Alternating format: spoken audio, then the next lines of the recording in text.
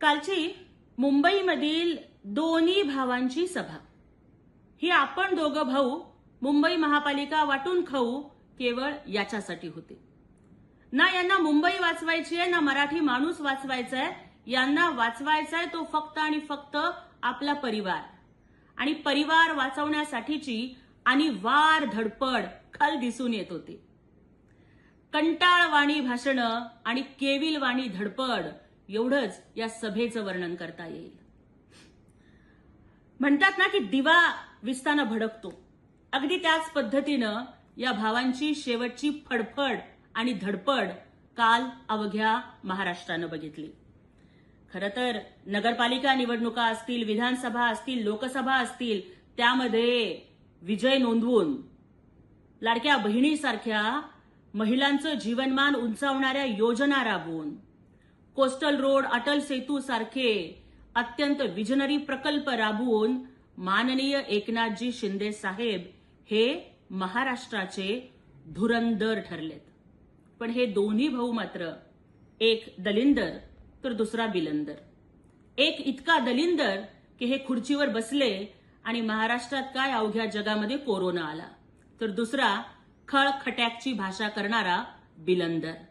पण महाराष्ट्र आणि मुंबई आता या रहमान डकेत आणि नईम डकेत ला हद्दपार केल्याशिवाय राहणार नाही आणि या दलिंदरांना आणि बिलंदरांना हद्दपार करून एकनाथ शिंदे साहेब आणि महायुतीच मुंबईत आणि महाराष्ट्रात धुरंदर ठरणार यात काहीच शंका नाही. कालच्या दोन्ही भावांच्या भाषणामधील काही मुद्दे आणि काही प्रश्न मला त्यांना विचारायचे. मुद्दा क्रमांक 1, दुतोंडी गांडोळासारखे का वागताय? की एका बाजूला भाषणामधून तुम्ही अदानीवरती टीका करताय, पण दुसऱ्या बाजूला तुमची ज्या तुतारीवाल्यांबरोबर युती आहे तेच अदानींना आपल्या कार्यक्रमाला बोलवतात. म्हणजे रोहित पवार अदानींच्या वाहनाचं सारथ्य करतात, अदानींच्या गाडीचे ड्रायव्हर बनण्यामध्ये रोहित पवारांना धन्यता वाटते. आपण ज्यांना आपले मार्गदर्शक समजता ते आदरणीय शरद पवार साहेब हे त्यांच्या सायन्स आणि टेक्नॉलॉजी पार्कच्या उद्घाटनासाठी अदानींना बारामतीमध्ये बोलावतात. सुप्रियाताई ह्या अदानी हे आपले मोठे भाऊ आहेत हे सांगतात, तर गौतम अदानी जाहीरपणाने सांगतात की शरद पवार साहेब हे माझे मार्गदर्शक आहेत. मग तुम्ही उत्तर द्यायचं की सभांमधून उद्योगपतींच्या वरती टीका करायची आणि उद्योगपतींच्या सोबत ज्यांचे मधुर संबंध आहेत अशा पक्षांच्या सोबत युती करायची, याला दुतोंडी गांडोळासारखं वागणं म्हणायचं का काय म्हणायचं?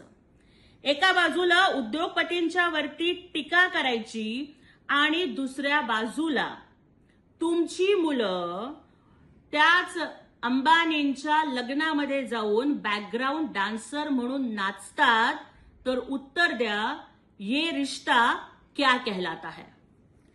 मुद्दा क्रमांक 2, मराठी माणूस, मराठी संस्कृती, महाराष्ट्र, मुंबई तुम्हाला फक्त निवडणुका आल्यानंतरच का आठवतं?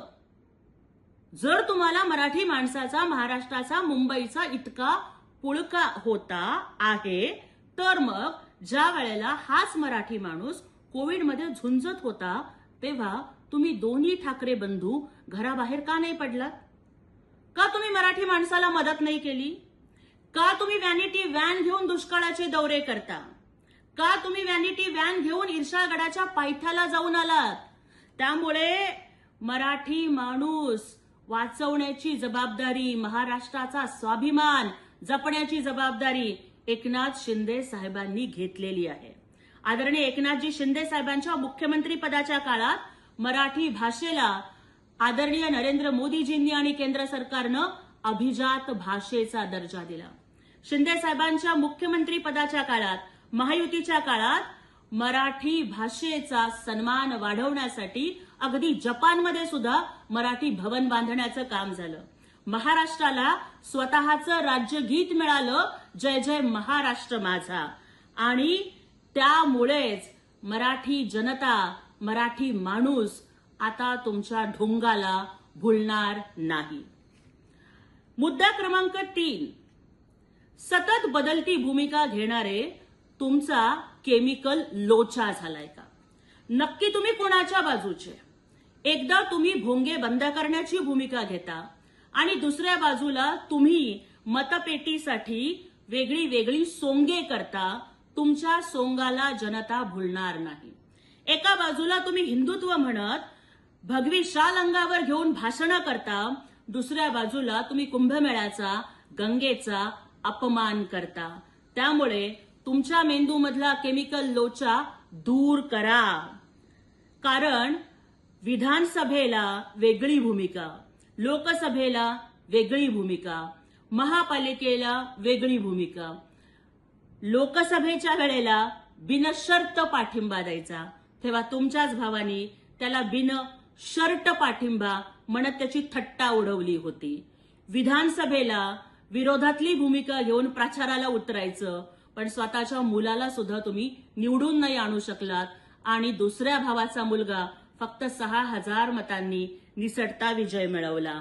आणि नगरपालिकांच्या मध्ये तुम लढो हम कपडे संभालते है म्हणत कार्यकर्त्यांना वाऱ्यावर सोडायचं, घरात बसायचं.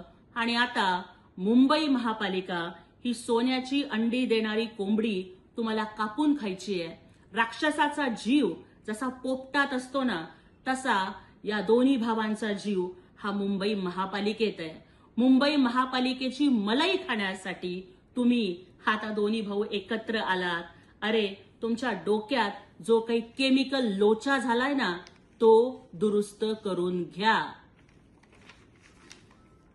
नंतरचा मुद्दा की तुम्ही म्हणताय की आज आम्ही दोन्ही भाऊ एकत्र आलोय, त्यामुळे स्वर्गामध्ये हिंदू हृदय सम्राट सरसेनापती शिवसेना प्रमुख बाळासाहेब ठाकरेंना, माँसाहेबांना, प्रबोधनकारांना आनंद झाला असेल.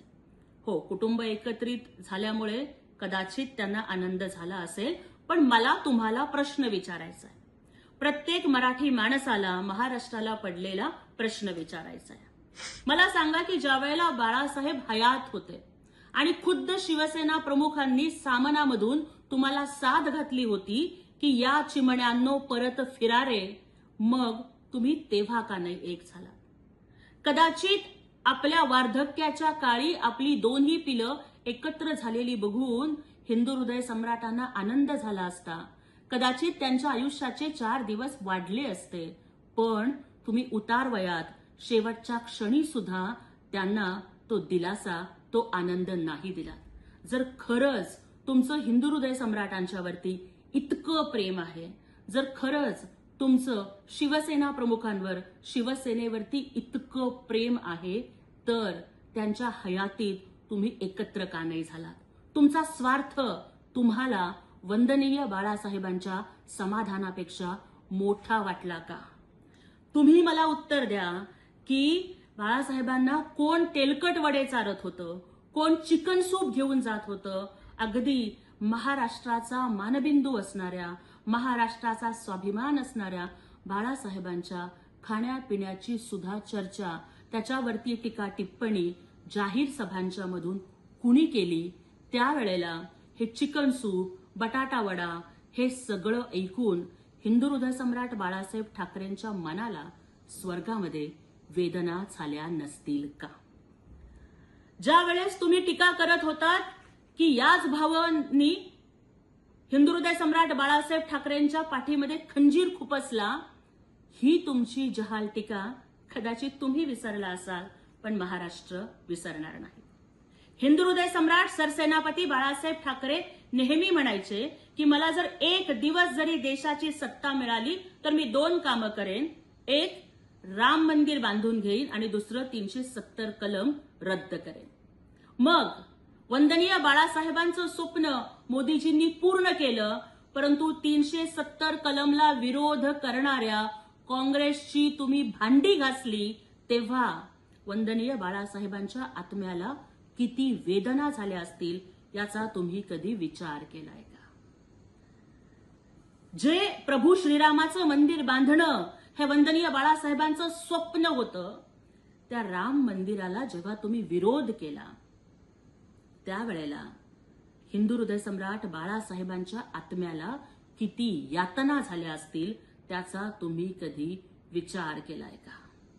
हिंदू हृदय सम्राट बाळासाहेब ठाकरे म्हणायचे की I am a Hindu, a mad Hindu. पण हिंदू हृदय सम्राट सरसेनापती बाळासाहेब ठाकरेंना तुम्ही वोट बँकेच्या राजकारणासाठी जनाब बाळासाहेब ठाकरे करून टाकलं, तेव्हा त्यांच्या आत्म्याला किती वेदना झाल्या असतील याचा तुम्ही विचार केलाय का? तुम्ही रक्ताचे वारसदार आहात, तुम्ही संपत्तीचे वारसदार आहात, पण तुम्ही विचारांचे वारसदार अजिबात नाही. हिंदू हृदय सम्राट बाळासाहेब ठाकरेंच्या हिंदुत्ववादी जाज्वल्य विचारांचा वारसा आपल्या समर्थ खांद्यावरती एकनाथ शिंदे साहेब पुढे नेत आहेत आणि हे महाराष्ट्राच्या जनतेनं आता मान्य केलेलं आहे.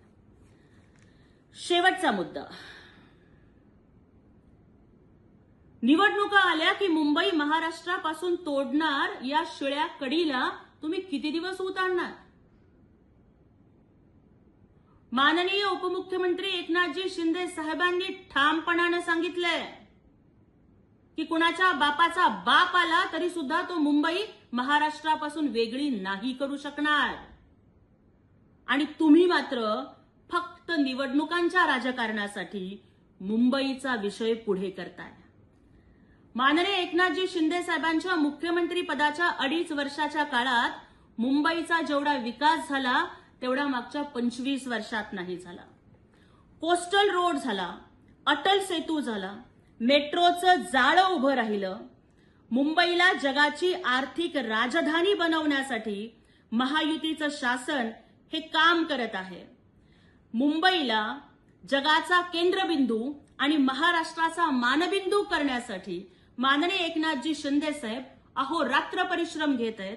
मुख्यमंत्री असताना सुद्धा एकनाथजी शिंदे साहेबांनी मुंबईचे रस्ते धुतले, तुम्ही मात्र मुंबईची तिजोरी धुतली. तुम्ही डांबर खाल्लं, तुम्ही मिठी नदीचा गाळ खाल्ला, तुम्ही रस्त्याच्या कॉन्ट्रॅक्ट मधून, दुरुस्तीच्या कॉन्ट्रॅक्ट मधून पैसे खाल्ले, रेमडेसिवीर मध्ये पैसे खाल्ले.